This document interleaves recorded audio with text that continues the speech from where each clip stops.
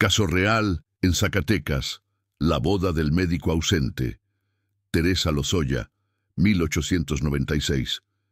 Bienvenido a este espacio donde la historia guarda silencio y los registros oficiales dejan más preguntas que respuestas. Antes de comenzar, te invito a escribir en los comentarios desde qué lugar nos estás escuchando y si este relato te encuentra de día o en plena noche. Nos interesa saber hasta dónde llegan estas historias y en qué momento del tiempo vuelven a cobrar vida. En este canal exploramos casos reales, desapariciones y misterios ocurridos en distintas ciudades de México. Relatos que fueron ocultados, ignorados o simplemente olvidados con los años. Si te atraen las historias oscuras, basadas en hechos reales, y quieres seguir descubriendo estos archivos silenciados, suscríbete al canal y activa la campana para no perderte ninguno de nuestros relatos. Ahora sí, acompáñanos en esta historia. Caso real en Zacatecas, la boda del médico ausente. Teresa Lozoya, 1896. Capítulo 1. La ausencia que condenó. En la residencia de la familia Lozoya, en Zacatecas, en la tarde del 28 de julio de 1896, mientras Teresa Lozoya convulsionaba violentamente en su lecho nupcial apenas 6 horas después de casarse, su padre, don Sebastián, había corrido desesperadamente hacia la casa del doctor Armando Vidal, el médico más respetado de Zacatecas, el hombre que había atendido a la familia Lozoya durante 20 años, el único médico en quien confiaban completamente para situación tan crítica como la que enfrentaban. Pero cuando don Sebastián había llegado a la casa del doctor, jadeando de la carrera, golpeando la puerta con urgencia desesperada, fue la esposa del doctor quien había abierto con expresión de sorpresa y confusión. «Necesito al doctor Vidal inmediatamente», don Sebastián había gritado.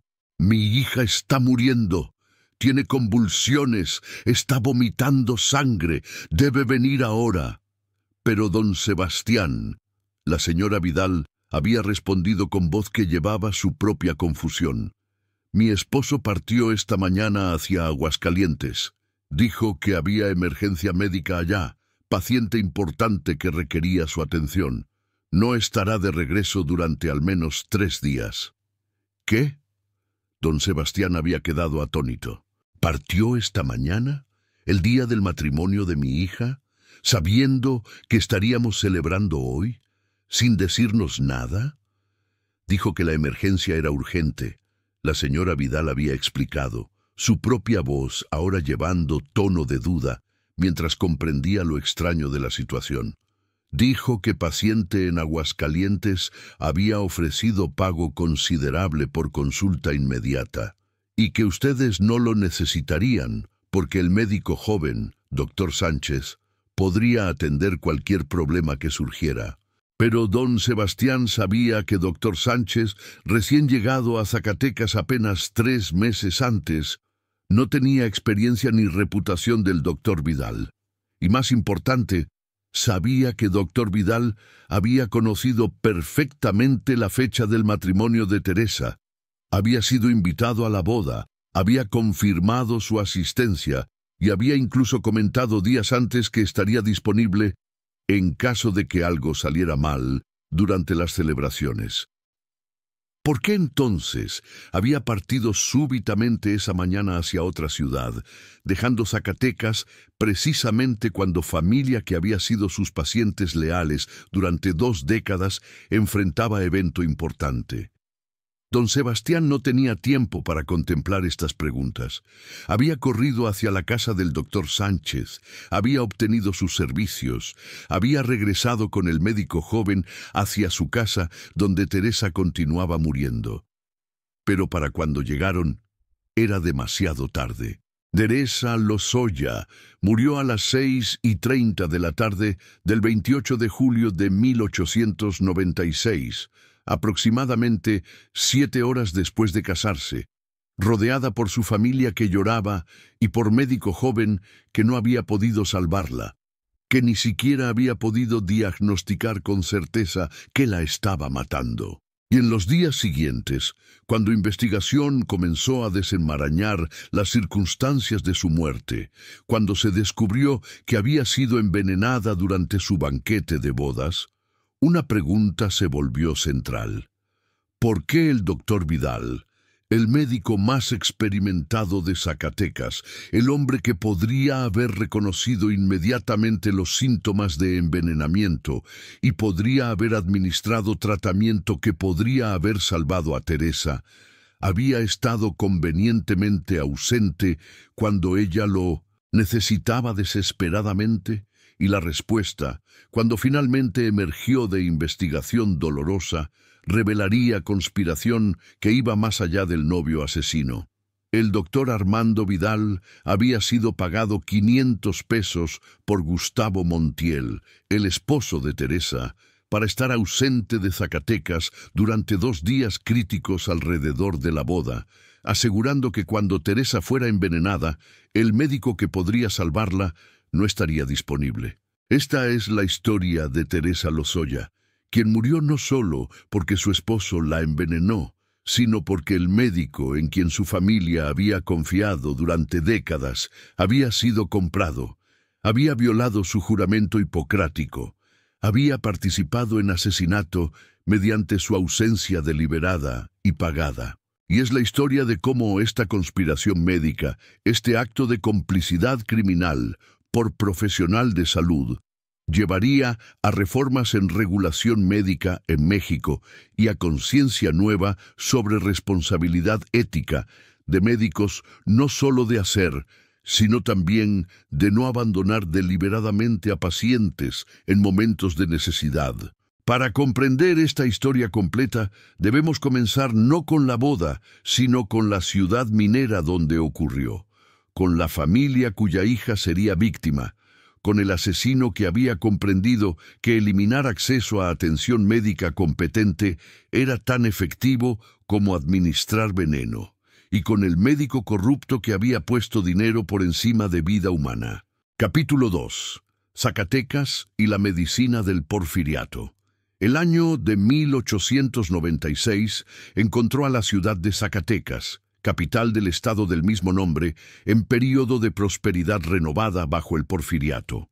La ciudad, construida literalmente sobre plata con vetas que habían sido explotadas desde el siglo XVI, continuaba siendo centro minero importante, aunque su producción había disminuido de los niveles coloniales espectaculares. Zacatecas tenía aproximadamente 40.000 habitantes en 1896. Era ciudad de topografía dramática similar a Guanajuato, construida en cañones y laderas empinadas, con calles sinuosas que seguían contornos de montañas, con arquitectura colonial hermosa que reflejaba siglos de riqueza minera, y con catedral barroca magnífica que dominaba la plaza central. La economía zacatecana estaba basada principalmente en minería de plata, aunque también había ganadería en áreas rurales y comercio activo en la ciudad. Las minas principales, como la mina del Bote y la mina de San Bernabé, continuaban operando con tecnología mejorada que permitía explotar vetas más profundas. Pero lo más relevante para la historia de Teresa Lozoya era el estado de la medicina en Zacatecas en 1896, sistema que estaba en transición entre prácticas tradicionales y medicina científica moderna, pero que todavía dependía enormemente de médicos individuales, cuya reputación y ética determinaban calidad de atención. En Zacatecas de 1896 había aproximadamente 6 médicos con título formal, hombres que habían estudiado medicina en instituciones como la Escuela Nacional de Medicina en Ciudad de México o en universidades europeas. Estos médicos formaban élite profesional pequeña, eran respetados en sociedad y tenían influencia considerable. El doctor Armando Vidal era el más prominente de estos médicos. Tenía 55 años, En 1896 había estudiado medicina en París durante los años 1860 y había practicado en Zacatecas durante 30 años.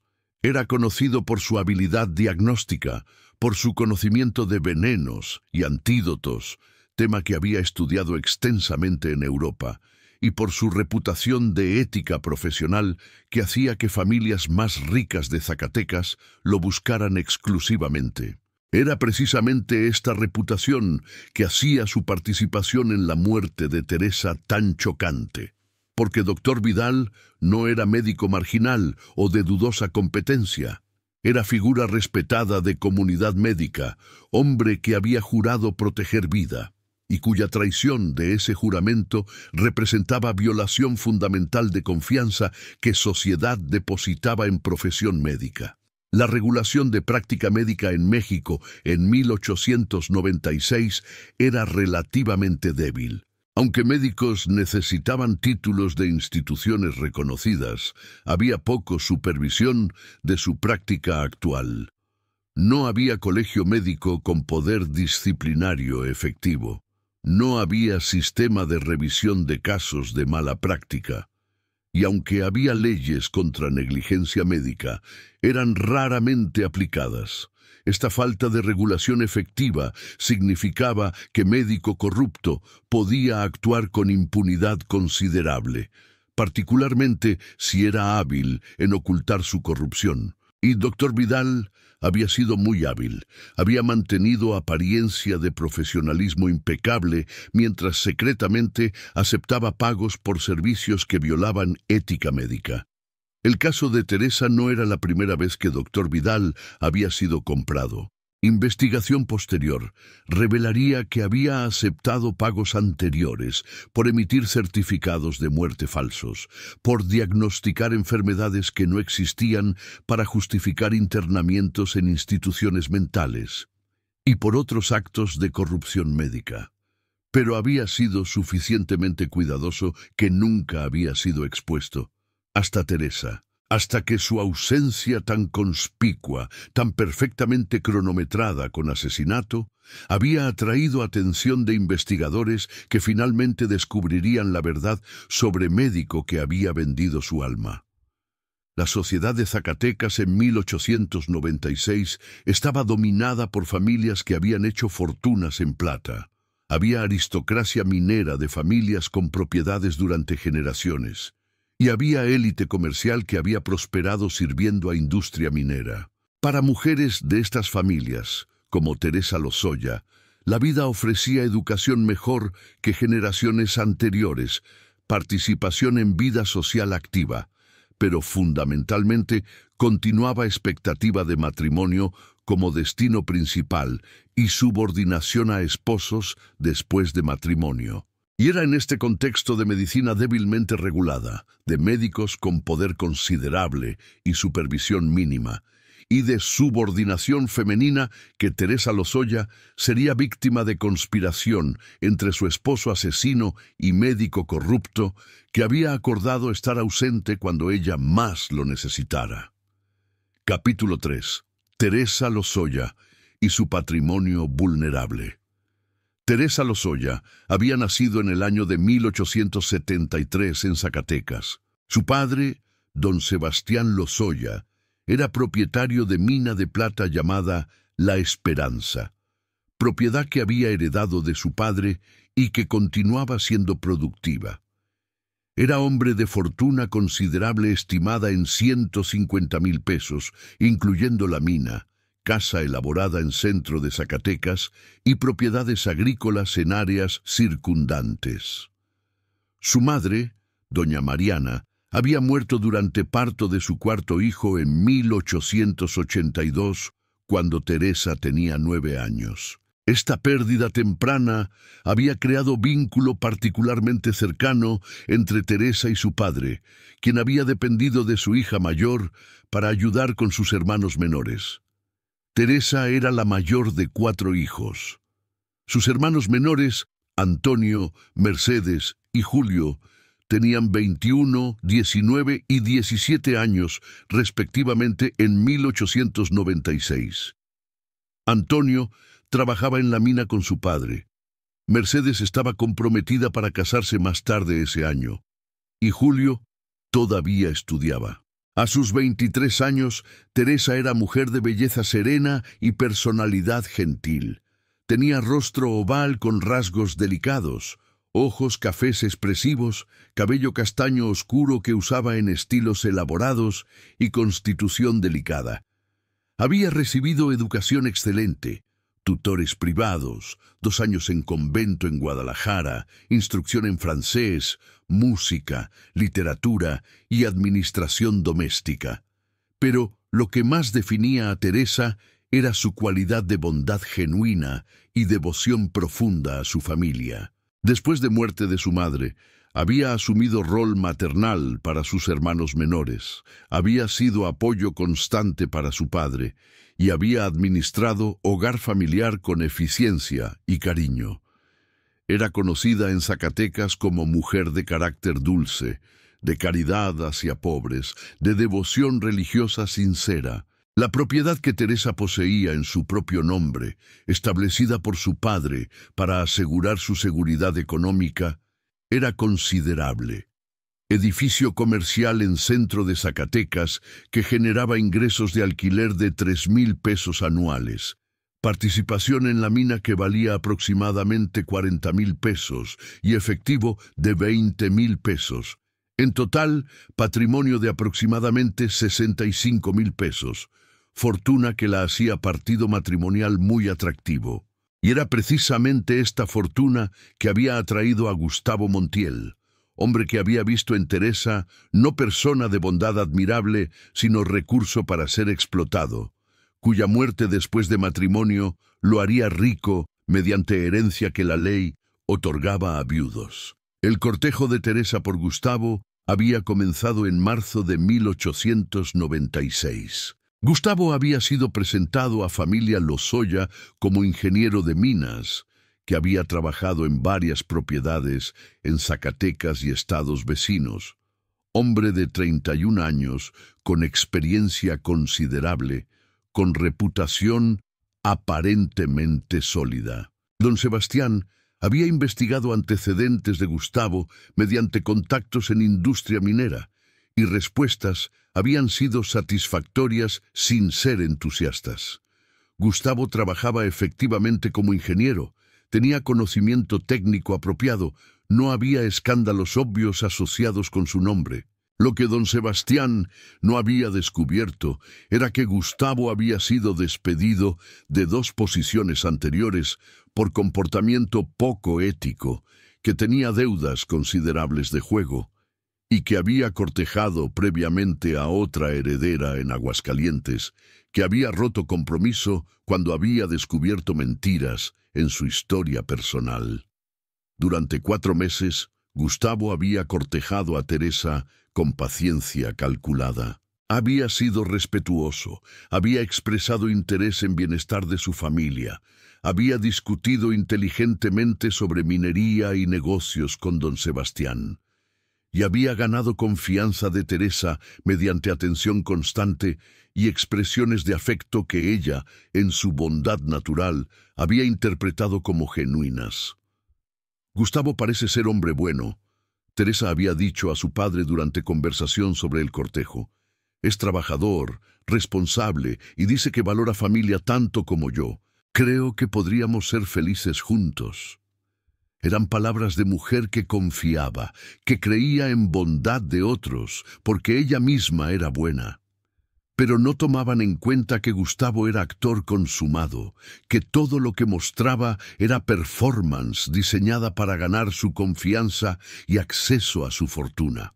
El compromiso había sido formalizado en junio, la boda fue programada para julio, y durante las semanas antes de ceremonia, Gustavo había hecho arreglos que parecían ser preparativos, matrimoniales normales, pero que en realidad eran preparación para asesinato elaborado, que requería no solo veneno, sino también eliminación de médico, que podría salvar a su víctima. Capítulo 4.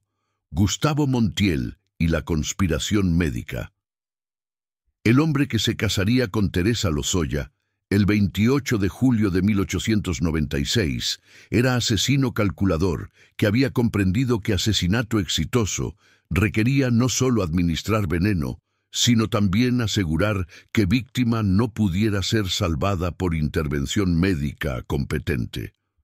Gustavo Montiel había nacido en 1865 en familia de clase media en San Luis Potosí. Había estudiado ingeniería de minas en Escuela de Minas de Guanajuato. Había obtenido título legítimo y había trabajado en varias minas durante su carrera. Tenía conocimiento técnico real, lo que hacía que su presentación como ingeniero fuera creíble. Pero también había desarrollado durante sus 30 años hábitos de juego compulsivo y estilo de vida más allá de sus medios. Para 1896 debía aproximadamente 10,000 pesos a varios prestamistas, deudas que amenazaban arruinarlo si no encontraba manera de pagar rápidamente. El matrimonio con heredera rica era solución obvia. Pero Gustavo había comprendido que no era suficiente casarse con mujer rica. Necesitaba que muriera rápidamente después de matrimonio, antes de que pudieran surgir problemas que complicaran herencia, antes de que ella pudiera cambiar testamento o tomar medidas para proteger su propiedad. El método de envenenamiento era relativamente directo. Gustavo había decidido usar arsénico, veneno clásico que era fácilmente disponible. Se vendía en farmacias como veneno para ratas, que actuaba relativamente rápidamente, pero cuyos síntomas podían ser confundidos con enfermedad natural si no había médico competente para diagnosticar correctamente. Pero había problema con este plan. El doctor Armando Vidal, médico de familia Lozoya, era experto reconocido en toxicología. Había estudiado venenos extensivamente en Europa, y si examinaba a Teresa mientras estaba muriendo de envenenamiento por arsénico, reconocería síntomas inmediatamente, administraría antídotos apropiados y probablemente salvaría su vida. Gustavo necesitaba asegurar que Dr. Vidal no estuviera disponible cuando Teresa fuera envenenada, y había concebido plan audaz. Sobornar al doctor para estar ausente de Zacatecas durante días críticos alrededor de la boda. El primer contacto entre Gustavo y Dr. Vidal había ocurrido aproximadamente 3 semanas antes de boda.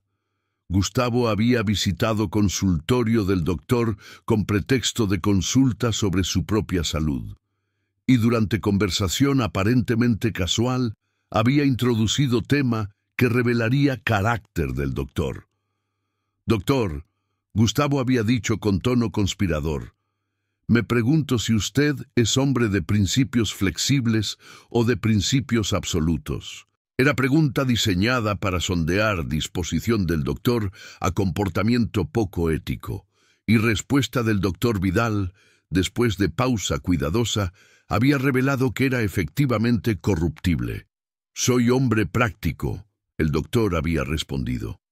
Comprendo que vida real frecuentemente requiere flexibilidad que textos médicos no reconocen.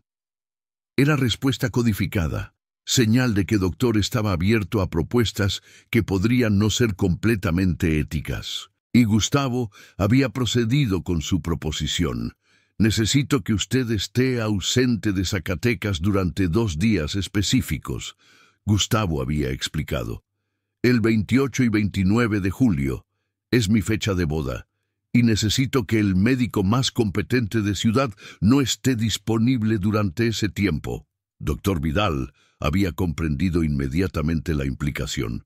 ¿Por qué querría que médico competente no estuviera disponible durante su boda? Porque planeo que algo ocurra que requeriría atención médica. Gustavo había respondido con franqueza calculada. Algo que médico competente podría diagnosticar y tratar exitosamente, pero que médico menos experimentado podría no reconocer hasta que fuera demasiado tarde. Era confesión apenas velada de intención de asesinato. Y doctor Vidal, hombre que había jurado proteger vida, quien había dedicado 30 años a medicina, quien era respetado por comunidad, había pausado solo brevemente antes de preguntar: ¿cuánto pagaría por mi ausencia? 500 pesos. Gustavo había ofrecido, mitad ahora, mitad después de los 2 días. Era suma considerable, equivalente a varios meses de ingresos para médico incluso exitoso.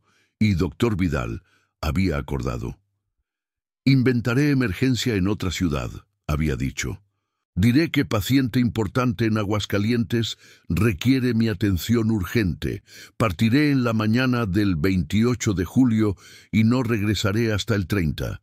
Durante ese tiempo, cualquier emergencia en Zacatecas tendrá que ser atendida por doctor Sánchez, quien es competente para casos rutinarios, pero no tiene mi experiencia en diagnóstico complejo. Era acuerdo que sellaba destino de Teresa, porque sin doctor Vidal disponible, cuando síntomas de envenenamiento comenzaran, doctor Sánchez no los reconocería como envenenamiento, no administraría antídotos apropiados, y Teresa moriría antes de que tratamiento efectivo pudiera ser proporcionado. Gustavo había pagado primera mitad del soborno, 250 pesos, en efectivo. Y doctor Vidal había guardado dinero cuidadosamente, había comenzado a preparar su excusa para ausentarse, había comprometido su alma por precio que ni siquiera era extraordinariamente alto. Era corrupción que reveló que doctor Vidal, a pesar de su reputación y posición, había estado dispuesto durante años a violar ética médica por dinero suficiente, y que Teresa sería víctima no solo de marido asesino, sino también de traición de profesión que debería haberla protegido. Capítulo 5. La boda y el banquete envenenado. La boda de Teresa y Gustavo tuvo lugar el 28 de julio de 1896 en la Catedral de Zacatecas. Fue ceremonia elaborada apropiada para matrimonio de hija de propietario de mina próspero. Aproximadamente 300 invitados, decoraciones florales espectaculares, música de órgano magnífica y Teresa luciendo hermosa en vestido de satén blanco importado de Francia con encaje de Bruselas y velo de seda. Lo que los invitados no sabían era que esa misma mañana, temprano antes de que mayoría de ciudad estuviera despierta, doctor Armando Vidal había partido de Zacatecas en diligencia hacia Aguascalientes, cumpliendo su parte del acuerdo corrupto con Gustavo, asegurando que cuando Teresa necesitara su experiencia médica desesperadamente, estaría convenientemente ausente. La ceremonia había procedido sin incidente. Votos fueron intercambiados. Anillos fueron bendecidos. Y Monseñor Francisco Delgado había pronunciado palabras tradicionales, declarándolos esposo y esposa. La recepción que siguió en casa de familia Lozoya fue celebración elaborada.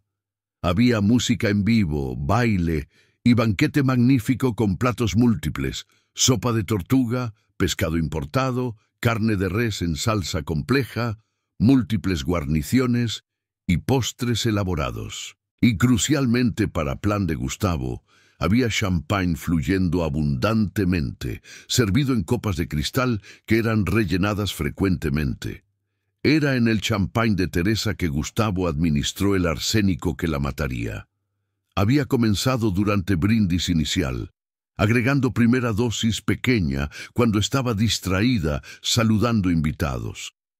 Y había continuado durante las siguientes horas, agregando dosis adicionales en momentos estratégicos cuando podía hacerlo sin ser observado. El arsénico que Gustavo usó era arsénico blanco, forma más común del veneno, que había obtenido de farmacia semanas antes con pretexto de necesitarlo para matar ratas en almacén. Había molido en polvo fino que se disolvía relativamente bien en líquidos. La dosis total que administró durante banquete fue aproximadamente 300 miligramos, cantidad más que letal que había sido dividida en múltiples administraciones pequeñas durante período de 3 horas para retrasar inicio de síntomas obvios hasta después de que mayoría de invitados se hubieran ido. Para las 5 de la tarde, aproximadamente 4 horas después de que primer veneno había sido administrado, Teresa comenzó a sentir síntomas. Había comenzado con náusea leve y malestar estomacal que había atribuido a nervios y comida rica, pero síntomas habían intensificado rápidamente: dolor abdominal severo, vómito, diarrea, sensación de ardor en garganta. «No me siento bien», había dicho a Gustavo con voz débil. «Necesito retirarme». Gustavo había expresado preocupación apropiada. «Por supuesto, mi amor. Te llevaré a nuestro cuarto. Probablemente solo necesitas descansar». Había escoltado a Teresa hacia cuarto nupcial, que había sido preparado en segundo piso de casa.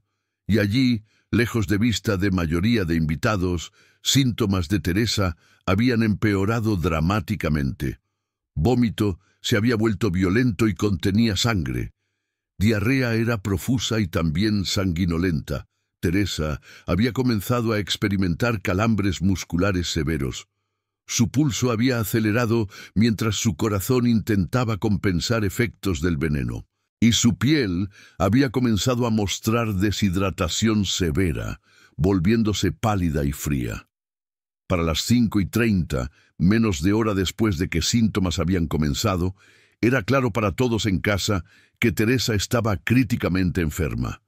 Y don Sebastián, comprendiendo gravedad de situación, había tomado decisión que debería haber salvado vida de su hija: mandar por doctor Vidal inmediatamente. Pero doctor Vidal no estaba allí. Estaba en diligencia hacia Aguascalientes, viajando lejos de Zacatecas, cumpliendo acuerdo corrupto que le pagaría 250 pesos adicionales, ausente deliberadamente cuando su paciente de 20 años lo necesitaba desesperadamente. Capítulo 6. La búsqueda desesperada y la muerte sin tratamiento. Cuando don Sebastián había descubierto que doctor Vidal estaba ausente de ciudad, cuando había comprendido que médico en quien había confiado durante 2 décadas no estaba disponible en momento de necesidad más desesperada de su familia, había sentido no solo desesperación, sino también primera chispa de sospecha sobre circunstancias demasiado convenientes de esa ausencia. Pero no había tiempo para contemplar sospechas. Su hija estaba muriendo. Necesitaba médico, cualquier médico, inmediatamente. Doctor Julio Sánchez, médico joven que había llegado a Zacatecas apenas 3 meses antes, había sido convocado. Era hombre de 28 años, recién graduado de Escuela Nacional de Medicina, con entusiasmo considerable, pero experiencia limitada. Había aceptado posición en Zacatecas precisamente porque necesitaba construir práctica, porque ciudad pequeña ofrecía oportunidad de establecerse que sería difícil en Ciudad de México, donde competencia era intensa. Cuando doctor Sánchez llegó a casa de Lozoya, aproximadamente a las 6 de la tarde, encontró a Teresa en estado de colapso vascular. Estaba apenas consciente, su pulso era débil y rápido, su presión arterial era peligrosamente baja y había perdido cantidades significativas de líquidos mediante vómito y diarrea. ¿Qué comió?, el doctor había preguntado inmediatamente, siguiendo protocolo estándar para intoxicación alimentaria. Banquete de bodas, don Sebastián había explicado. Comida elaborada, múltiples platos, pero todos comimos lo mismo y nadie más está enfermo. Era observación que debería haber alertado a doctor Sánchez que esto no era intoxicación alimentaria ordinaria, sino algo más específico, algo que había afectado solo a Teresa. Pero en su inexperiencia no había hecho esa conexión inmediatamente. Había proporcionado tratamiento estándar para intoxicación alimentaria, más vómito inducido para limpiar estómago, carbón activado, líquidos para rehidratación. eran medidas apropiadas para intoxicación alimentaria ordinaria, pero eran completamente inadecuadas para envenenamiento por arsénico, que requería antídotos específicos y tratamiento más agresivo. Doctor Armando Vidal, con su experiencia de 30 años y su conocimiento especializado de toxicología, habría reconocido síntomas inmediatamente. Habría notado el patrón específico: dolor abdominal severo, seguido rápidamente por vómito y diarrea sanguinolentos, deshidratación profunda, shock vascular. Habría reconocido como envenenamiento por arsénico clásico y habría administrado tratamiento apropiado, dimercaprol o British Anti-Lewisite si estaba disponible, o al menos grandes cantidades de leche y aceite de ricino para ayudar a eliminar veneno, además de apoyo agresivo de líquidos y electrolitos. Pero Dr. Sánchez, en su inexperiencia, no había reconocido patrón. No había considerado envenenamiento como posibilidad seria y había proporcionado solo tratamiento estándar que era insuficiente. Durante hora siguiente, condición de Teresa continuó deteriorándose. Su conciencia disminuyó progresivamente, su pulso se volvió más débil, su respiración se volvió más superficial, y su familia, reunida alrededor de su cama, observó con horror impotente mientras vida se le escapaba. Don Sebastián había suplicado a Dr. Sánchez que hiciera más, que intentara algo diferente, pero Dr. Joven, francamente sobrepasado por situación que excedía su experiencia, había admitido su impotencia. No sé qué más hacer. Había confesado con frustración y tristeza evidentes. Nunca he visto caso como este. Desearía que Dr. Vidal estuviera aquí. Él sabría qué hacer. Eran palabras que resonarían en mente de don Sebastián durante días siguientes. Cuando comenzara a cuestionar por qué exactamente Dr. Vidal había estado ausente, por qué había partido precisamente ese día, por qué emergencia en Aguascalientes había sido tan urgente que no podía esperar un día. Teresa Lozoya murió a las 6:30 de la tarde del 28 de julio de 1896, rodeada por su familia devastada, con esposo asesino actuando dolor apropiado, y con médico joven que había intentado pero fallado en salvarla. Y las últimas palabras de Teresa, susurradas a su padre en momento de lucidez breve, antes de perder conciencia final, serían cruciales en investigación que seguiría. «Papá, algo está mal con Gustavo. No confíes en él». Era advertencia que había venido demasiado tarde para salvarla, pero que guiaría investigación de su padre hacia verdad sobre conspiración que la había matado. Capítulo 7.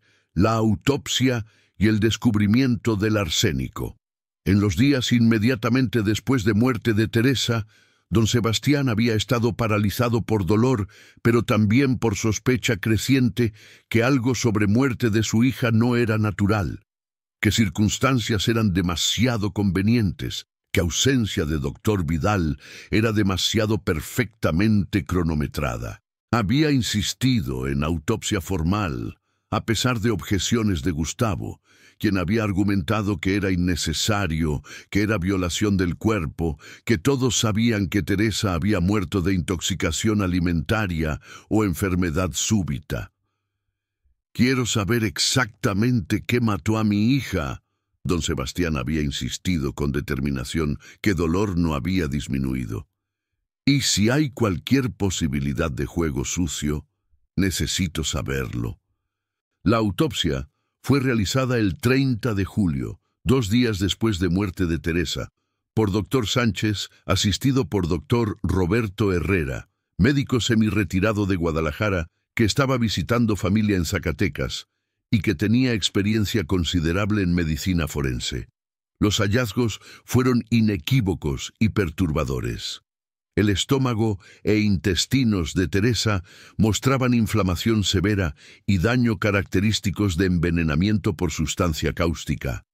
El hígado mostraba daño tóxico agudo.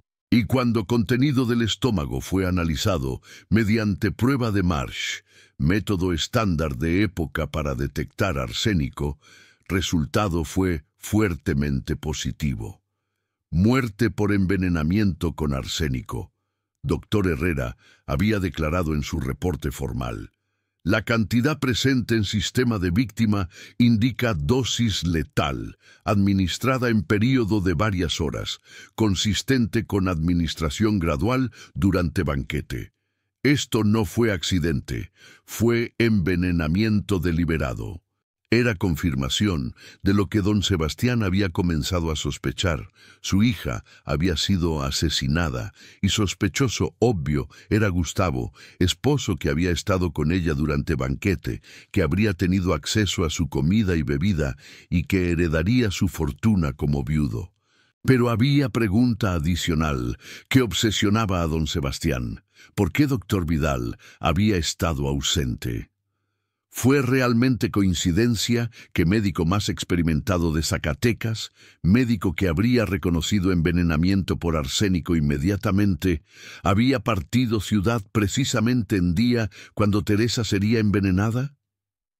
Don Sebastián había ido a ver a Dr. Vidal, quien había regresado de Aguascalientes el 30 de julio, según cronograma que había anunciado.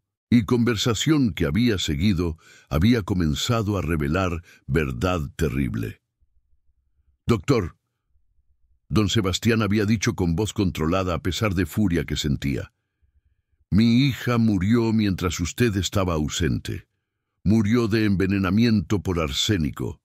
Y me pregunto por qué partió de Zacatecas precisamente en día de su boda, día cuando sabía que habría celebración.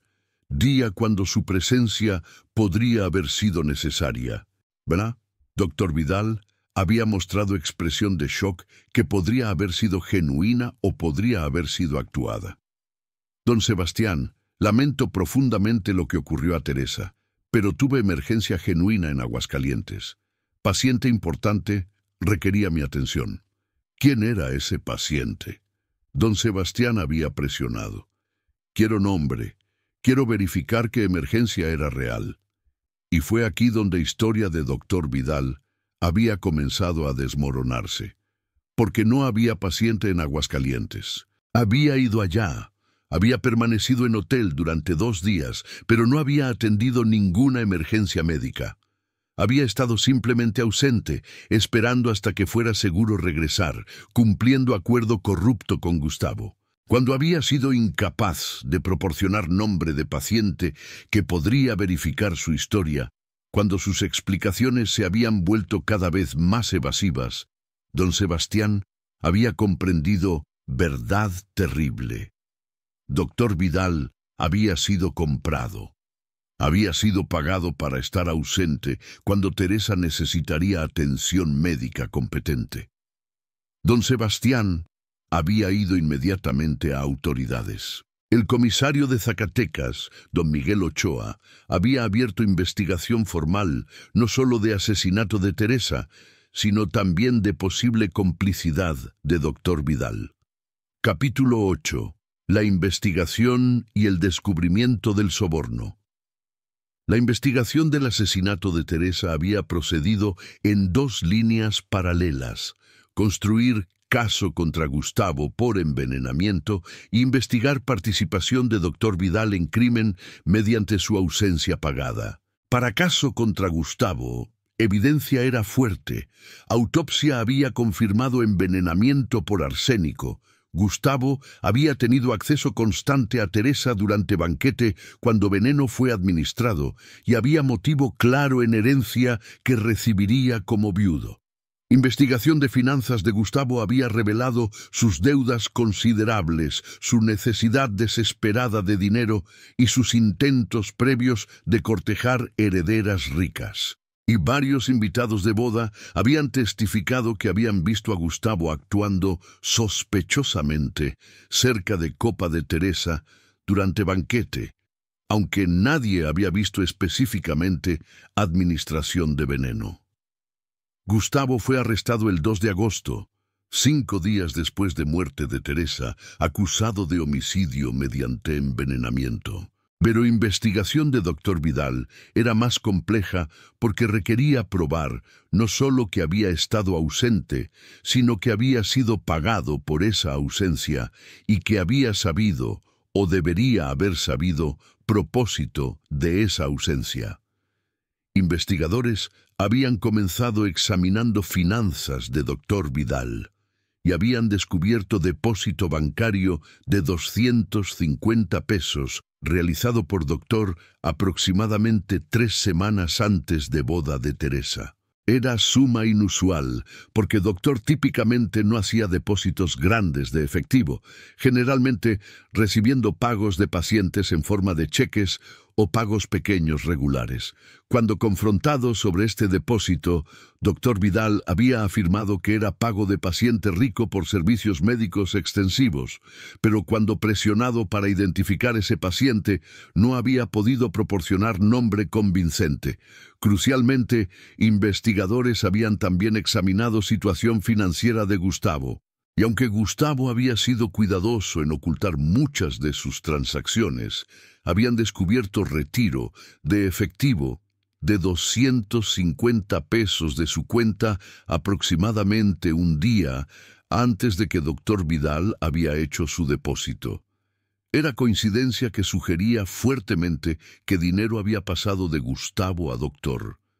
Pero no era prueba concluyente. Necesitaban confesión o testimonio directo. La presión había sido aplicada a Dr. Vidal durante semanas siguientes. Su práctica médica había comenzado a sufrir cuando rumores de su posible complicidad habían circulado en Zacatecas. Pacientes habían comenzado a buscar otros médicos, y reputación que había construido durante 30 años había comenzado a desmoronarse. Y finalmente, bajo peso de evidencia circunstancial, bajo presión de comunidad médica que estaba horrorizada por acusaciones contra uno de sus miembros y bajo amenaza de procesamiento por complicidad en asesinato que podría resultar en pena de muerte, Dr. Armando Vidal había confesado. Su confesión, dada ante comisario Ochoa con su abogado presente, había detallado toda conspiración. Cómo Gustavo lo había contactado, cómo había propuesto acuerdo, cómo Doctor había acordado estar ausente por pago de 500 pesos, cómo había recibido primera mitad antes de boda y cómo debería recibir segunda mitad después.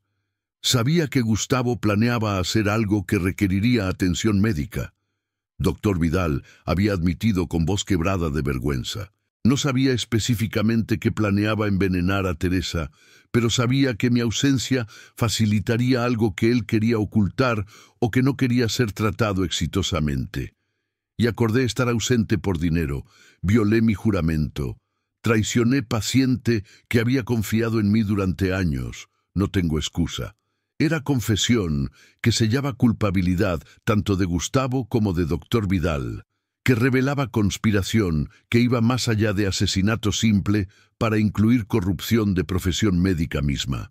Dr. Armando Vidal fue arrestado y acusado de complicidad en homicidio mediante abandono deliberado de deber médico. Y caso procedió hacia juicio, que sería uno de los más sensacionales en historia de Zacatecas. Capítulo 9. El juicio.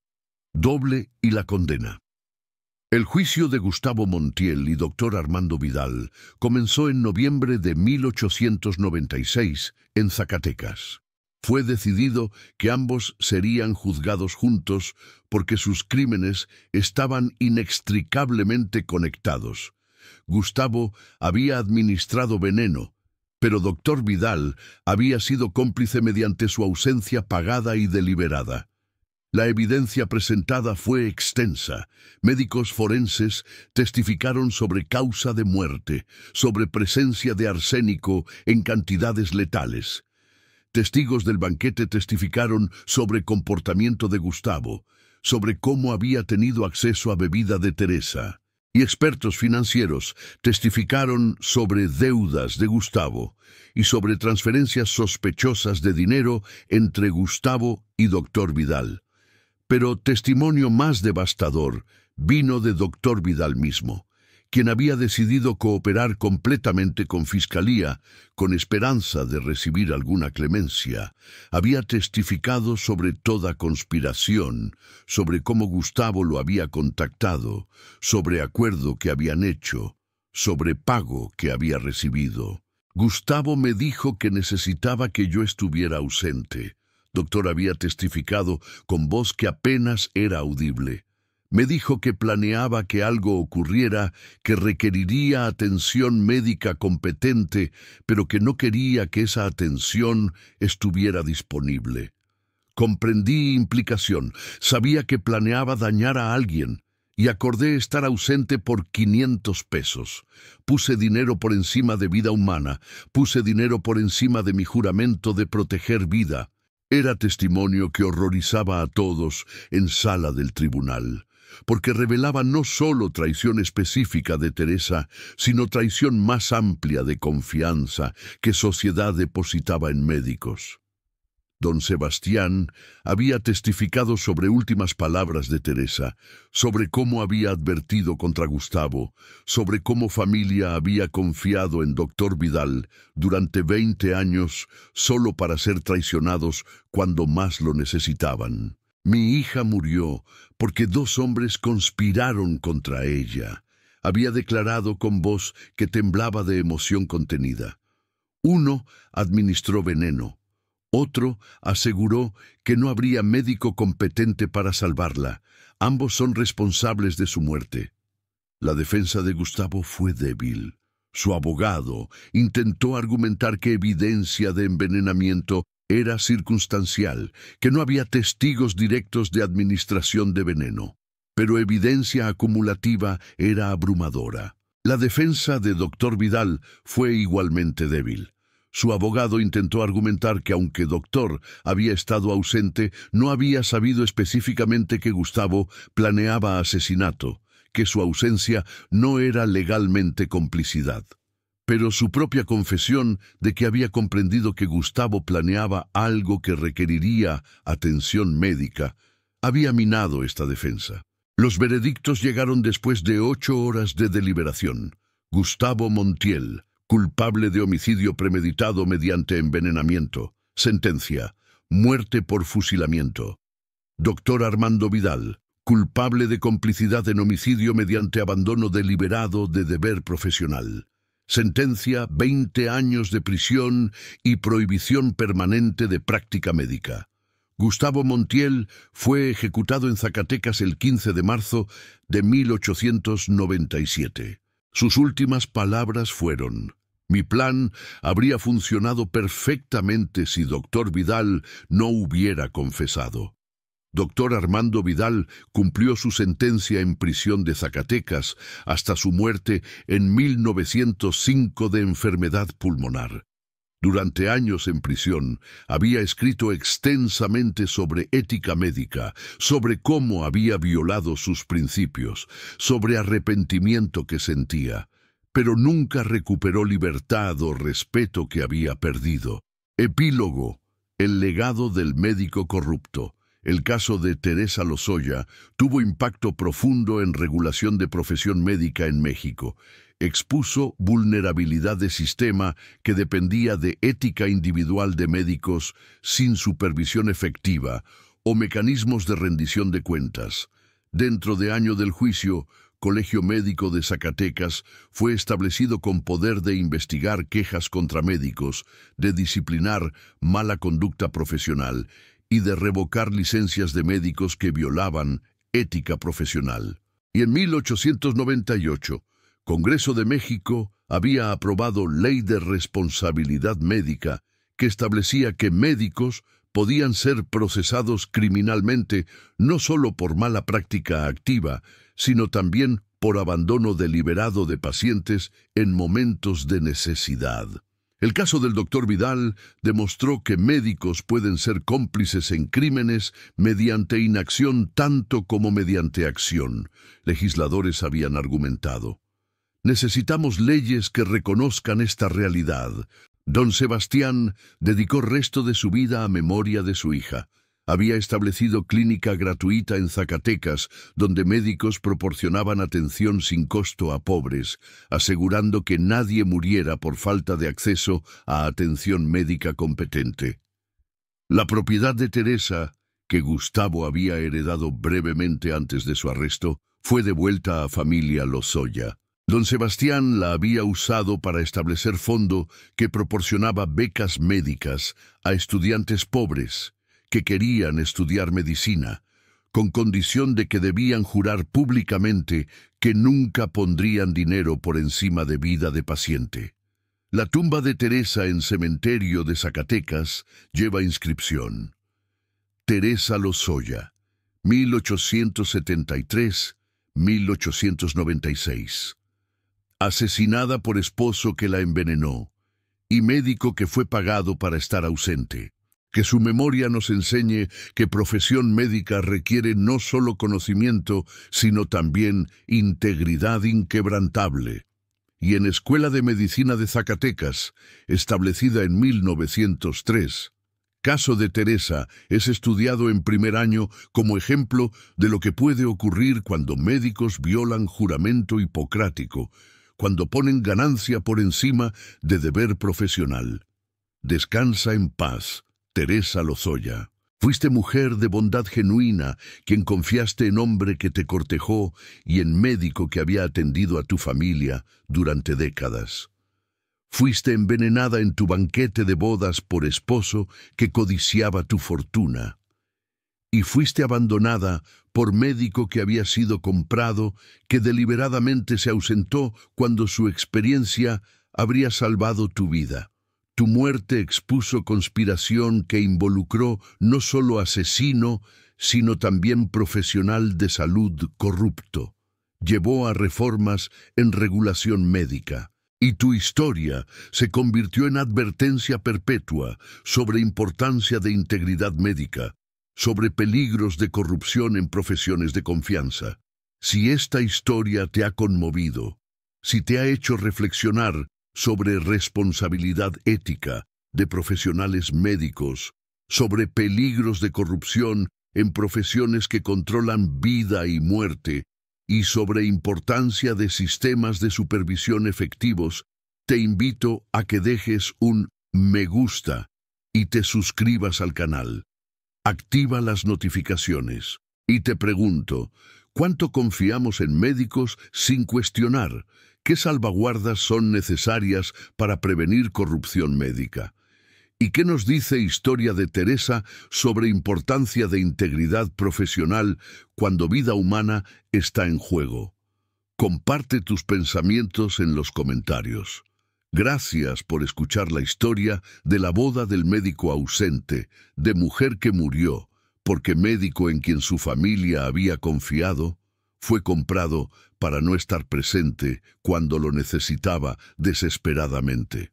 Que Memoria de Teresa nos enseñe a valorar integridad profesional, a exigir rendición de cuentas de aquellos en posiciones de confianza y a reconocer que complicidad mediante ausencia deliberada es tan criminal como acción directa. Hasta el próximo caso.